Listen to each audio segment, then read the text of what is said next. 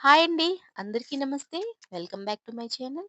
ఈరోజు మన ఛానల్‌లో వచ్చేసి బజ్జి మిర్చిని ఎలా చేయాలో నేర్చుకుందాము. ఇవి చాలా టేస్ట్‌గా ఉంటాయండి. వర్షం పడినప్పుడు బయట చల్ల చల్లగా ఇవి వేడి వేడిగా చేసుకొని తింటే సూపర్‌గా ఉంటుంది. మరి తప్పకుండా మీరు కూడా ట్రై చేయండి. ఇక ప్రాసెస్‌లోకి వెళ్ళిపోతే మిర్చీలను తీసుకొని శుభ్రంగా కడుక్కొని తర్వాత వీడియోలో చూపిస్తున్నట్టుగా మిర్చిని నిలువుగా ఘాటు పెట్టేసుకొని అందులో ఉన్న గింజలన్నిటిని కూడా తీసేయాలి. గింజలు అలాగే ఉంచితే ఏమవుతుందంటే, మిర్చి అనేది కారంగా ఉంటుంది. అందుకోసమని మనం గింజలను తీసేద్దాం. తర్వాత ఒక బౌల్‌లో ఒక కప్పు శనగపిండి వేసేసుకొని, దాంట్లో హాఫ్ టేబుల్ స్పూన్ వరకి ఓమను నలుచుకొని వేసేసుకోవాలి. తర్వాత హాఫ్ టేబుల్ స్పూన్ వచ్చేసి పసుపు, అలాగే టేస్ట్‌కి తగ్గట్టుగా సాల్టు, కొద్దిగా బేకింగ్ సోడా కూడా వేసేసుకొని, ఈ పిండిని బాగా కలుపుకోవాలి. ఇప్పుడు దీంట్లో ఒక 2 టేబుల్ స్పూన్ వరకి ఆయిల్‌ని వేసుకొని మరొకసారి కలుపుకోండి. ఇలా కలుపుకున్న తర్వాత దీంట్లో కొద్ది కొద్దిగా వాటర్ పోస్తూ పిండిని కలుపుతూ ఉండాలి. ఇలా అంతా కూడా మంచిగా చేత్తో కలుపుతూ ఉంటే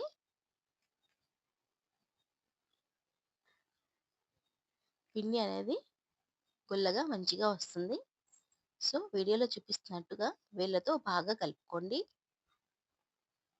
పిండి ఎంత బాగా కలిపితే మన మిర్చీలనేవి అంత బాగా వస్తాయి. ఇప్పుడు ఈ మిర్చి స్టఫింగ్‌లో కోసం అని చెప్పేసి కొంచెం చింతపండు గుజ్జు తీసుకొని, అందులో జీలకర్ర, ధనియాల పౌడరు, అలాగే ఒక టేబుల్ స్పూన్ వరకి పుట్నాల పప్పు పౌడరు, అలాగే కొద్దిగా జింజర్ గార్లిక్ పేస్ట్, కొద్దిగా సాల్ట్ కూడా వేసేసుకొని దీన్ని బాగా కలుపుకోవాలి.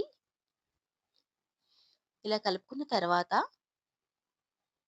ఇందాక మనము చీల్చి పెట్టుకున్న మిర్చీలున్నాయి కదా!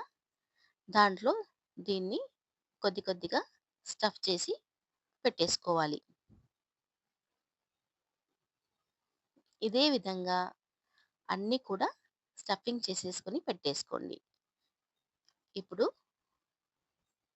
ఈ పిండిలో ఈ మిర్చీలను మంచిగా డిప్ చేసేసి బాగా కాగుతున్న ఆయిల్‌లో వేసేసుకోవాలి.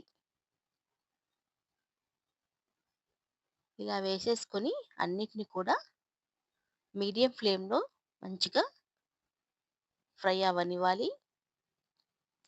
హై ఫ్లేమ్ పెట్టేస్తే మిర్చి అనేది బయట నుంచి కాలుతుంది.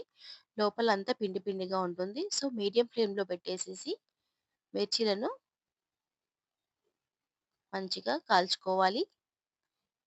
ఇలా కొంచెం గోల్డెన్ బ్రౌన్ కలర్ రాగానే ఇక మన మిర్చీలు రెడీ అయిపోయినట్టే. అంతేనండి. ఎంతో టేస్టీ అయిన వేడి వేడి మిర్చి బజ్జీలు రెడీ అయిపోయినట్టే. మరి తప్పకుండా మీరు కూడా ఈ రెసిపీని ట్రై చేయండి. అలాగే మన ఛానెల్‌ని ఎవరైతే మొదటిసారిగా చూస్తున్నారో మన ఛానెల్‌ని సబ్స్క్రైబ్ చేసుకోండి, లైక్ చేయండి, షేర్ చేయండి.